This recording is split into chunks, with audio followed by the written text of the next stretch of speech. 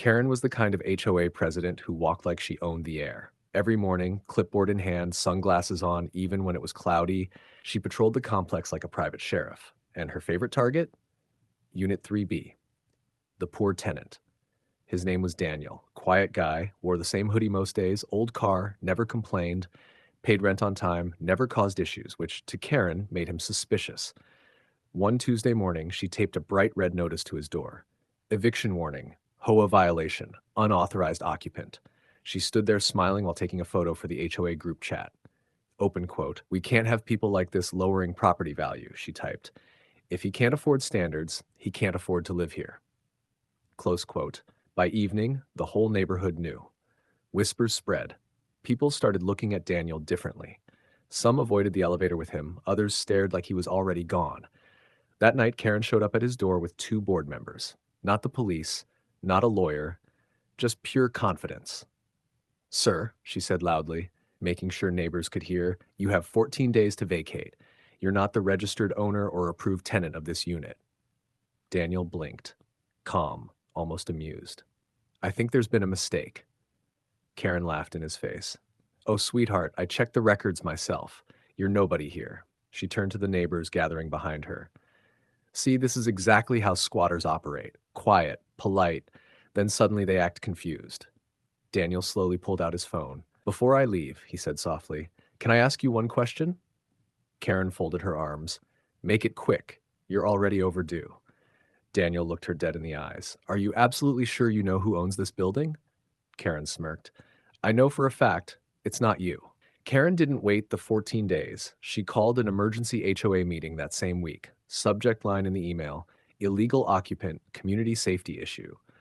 She made sure Daniel's name was highlighted in bold. The clubhouse was packed. Neighbors, board members, even a local realtor Karen liked to impress. Phones out, whispering, everyone already convinced. Karen stood at the front like a prosecutor. "Tonight we address a serious problem," she said, pointing straight at Daniel sitting alone in the back.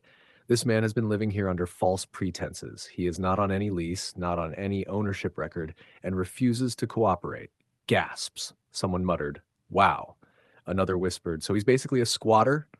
Karen smiled. "Exactly." She turned to Daniel. "Sir, unless you can show legal proof right now, the HOA will begin eviction procedures Monday." Daniel stood up slowly. No panic, no anger, just calm. "I actually brought something," he said. Karen laughed. "Oh, what is it? A fake lease you printed?" He connected his phone to the projector. A document appeared on the big screen. Not a lease, a property deed. Karen's smile froze.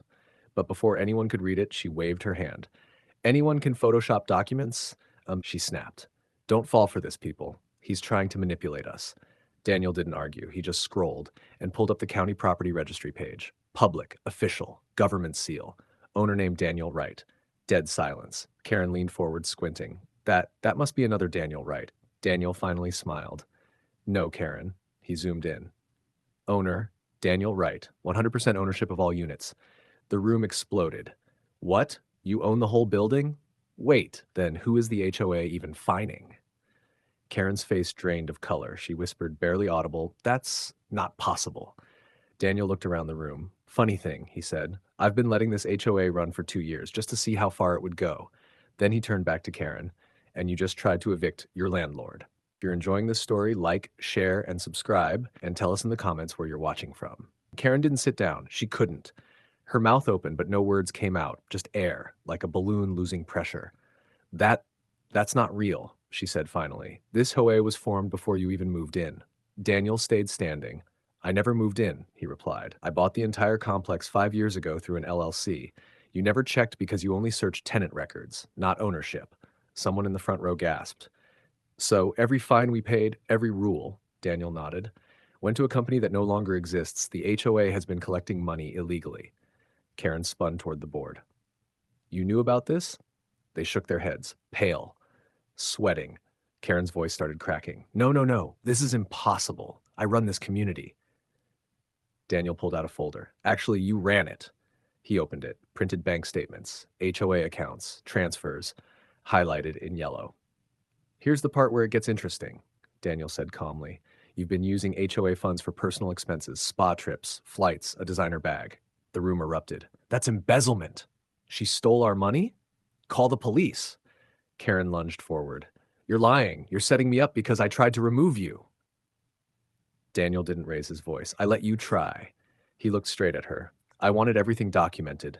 The emails, the threats, the eviction notice, the humiliation. Karen's knees buckled. She whispered, almost crying, So what? You just pretended to be poor? Daniel nodded.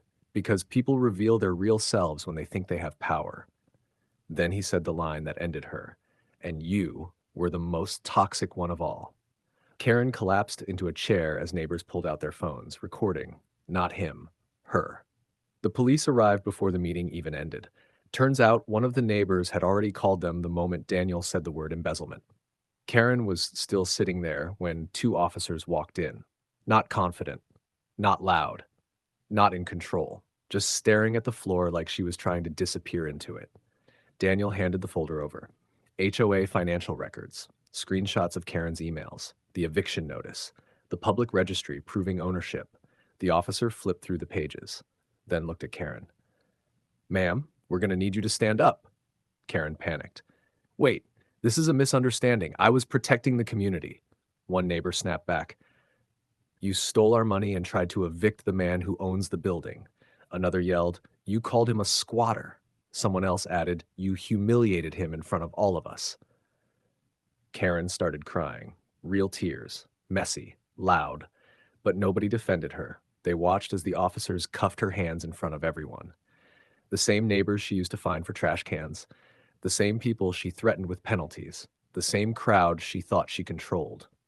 As they walked her out, Daniel spoke one last time. You tried to destroy someone you thought was beneath you. He looked around the room. But the truth is, you never had power here. I just let you borrow it. The next week, the HOA was dissolved. Every illegal fine was refunded. Karen lost her job, her reputation, her social circle. And Daniel? He replaced the HOA with one simple rule. No one gets treated like they're disposable again.